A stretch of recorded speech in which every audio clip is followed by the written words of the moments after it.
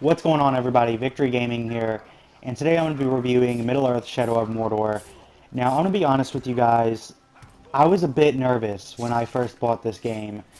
The reason being, I had played previous Lord of the Rings games, and I was just not a big fan of them. But this game in particular, it would have to be the best game that I have in my PS4 collection as of right now. Maybe the only one being Far Cry 4 that I think would, have more playability for me.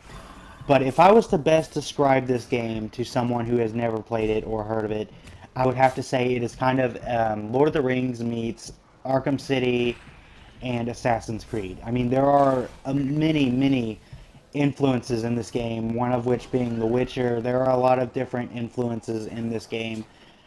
But anyway, the game is very aesthetically pleasing. I have no problems with the graphics. I was actually very impressed.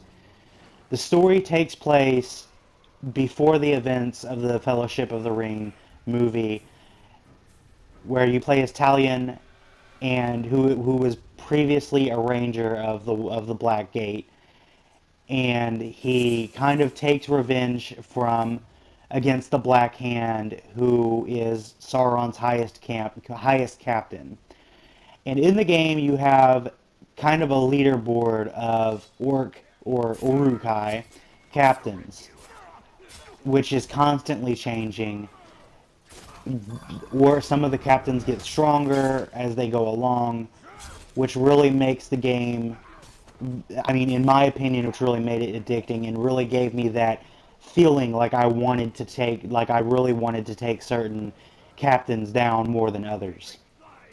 And as you go along in the world, in Mordor, there are quests you're going to come across where you have the opportunity to do that, to take down certain captains. There are also some of those quests where you can take down two at the same time. Now, obviously, in this game, you have the option of going in, quietly, or you can also go in guns blazing, so to speak. Obviously, it's a lot easier to do things quietly, but at times that can also be more difficult. Especially since certain captains have strengths and weaknesses. As you get further in the game, I've noticed that a lot of the Uruks are going to be invulnerable to stealth kills and things of that nature. Stealth kills, ranged attacks, things like that. As you get further along in the game, stealth becomes increasingly more difficult.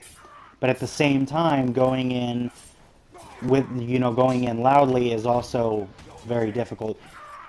The thing that I thought was really cool that they did with this game was they added each captain, gave them bodyguards, which basically made taking down the captains a tad bit more difficult at times if you don't take down the bodyguards first.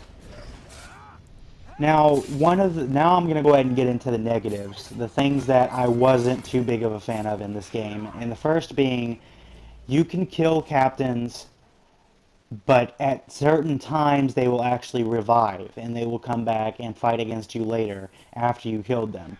Which is an interesting concept, but at times, for me anyway, it ended up kind of becoming a pain. One of the examples I can give, one of the captains I had killed had a power rating of 20, which I believe is the strongest a captain can get, and it took me forever to kill this guy. And when I finally did kill him, he came back later in the game, and then I had to go through that struggle to kill him once more, and it ended up repeating this process 2-3 times in a row. It's a cool concept, it just gets very repetitive, very annoying really quick. And as far as the world of Mordor, I was expecting it to be a bit larger, really, than what it was. It was pretty large, but I just kind of, at the whole time I was playing the game, I just kind of wished that it would have been larger. But it's not really a big criticism. This game is amazing. Definitely a must own. Honestly, I think I would have to give this game an 8. out of 10. This game is amazing, definitely a must-own, especially if you're a Lord of the Rings fan. So anyway, I hope you guys enjoyed this video. If so, be sure to rate, comment, favorite, and subscribe. Thank you very, very much for watching. Have a good one.